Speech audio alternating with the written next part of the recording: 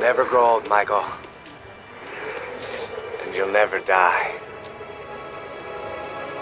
But you must... Farm boy, polish my horse's saddle. I want to see my face shining in it by morning. No way. Yes, what? How we play a game. They're here. Come on. Do it. Make my day. Look into my eyes. I'm too tired. Maybe later. I'm back. Heyo, and welcome back. It's been a bit since the last time I posted, because after the last series I did, I was looking a little like...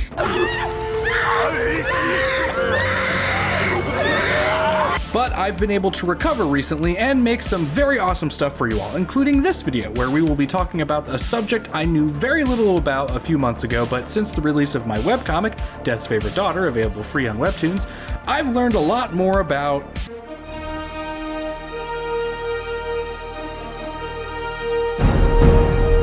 That's right, we are continuing the paneling series where we look at how to panel your webcomic and why it's different from printed comic books. So let's get into it, starting with a good old-fashioned showdown.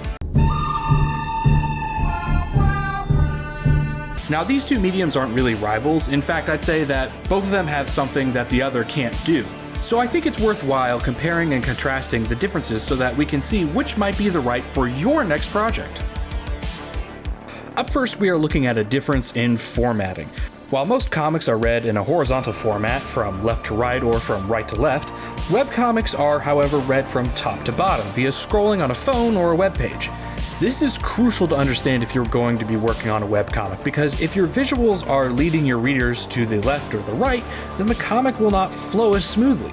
Printed comics and manga make use of the visual page flow and the medium of print to enhance their story's flow and create a more engaging experience for their readers. Now, this takes time and experience, so if you need tips, I have several videos that I've already made that can help you with paneling, but when it comes to webcomic paneling, what you want to keep in mind is that physical act of scrolling and reading down the page. How can you, as an artist, enhance your story via the digital medium? Well, there's a lot of different things that you can try based on your own style and your unique story, but here are some things to keep in mind when making webcomic pages. Firstly, webcomics don't really have quote-unquote pages. On most websites that host webcomics, the content that fits the size of a phone screen is referred to as the panel. That size can vary from one site to the other, but generally I've found that 1280 pixels by 800 pixels. As a note, if you're working digitally like me, feel free to make your canvas 3 times this size so that you have enough room to make nice paintings, and then scale them down to 1200 by 800 in a separate exporting file so that you have plenty of detail for your readers without having that, bit crushy, nasty looking 8-bit look. We return you now to your regularly scheduled program. For simplicity, I'm going to call this 1280 by 800 pixel canvas a page. And anything on that page that is blocked off by a box or another form of a frame is a panel.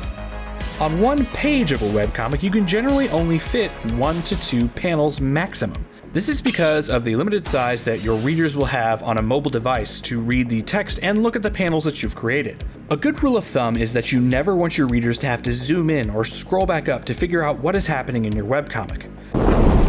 Now, this may seem limiting to artists that have worked in traditional comics or manga, but keep in mind that while you have less space to place your panels, you do gain the ability to put more work into these panels, since they will take up the whole screen on the reader's device.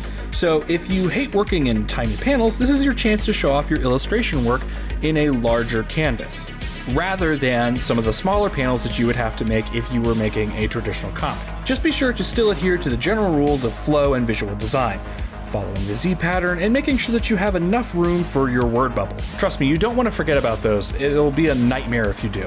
One last unique characteristic of webcomics that we're going to cover is that your pages don't have to end at the bottom of the screen. The reader is already going to be scrolling down, so you might as well find a way to join your pages together. You can do this with background elements, white space, or abstract colors, or narrative elements that span the pages. For my webcomic DFD, I try to use the background colors and abstract shapes to connect one page to the other as the mood shifts from one to the other, or from an action scene to a calm one, or from one exciting element to maybe something that's more mundane. However, I have also used narrative elements like these candles in this flashback scene to illustrate the idea of a ceremony gone wrong to the readers. As they scroll down, they can see the candle wax becoming creepy, ghostly hands that are stalking closer to our young protagonist. All of this is done without any page breaks, and as you can see in the larger scale, it's one big illustration, but because it spans multiple pages, the effect is enhanced for the reader. Whatever method you choose, you can enhance your story by using these elements to promote the flow of your comic to your readers. Okay, so I've only done 2 webcomics, and the first one I never finished, so I don't really think it counts, but I've learned a few things that might help you out when you want to make your first webcomic.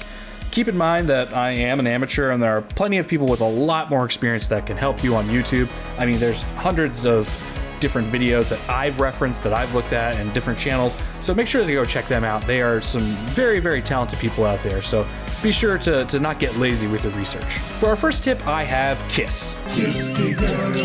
No, not that. No, it's not really that one. We're getting closer. There we go. Keep it simple, stupid. Webcomics is a medium that is quick, cheap, and easy to read. Now, that's not to say that it is less of an art form or a lower form of comic making, but it is something that is consumed in bulk. Go to any webcomic website and you'll see hundreds of thousands of comics that readers can consume with the touch of their screen.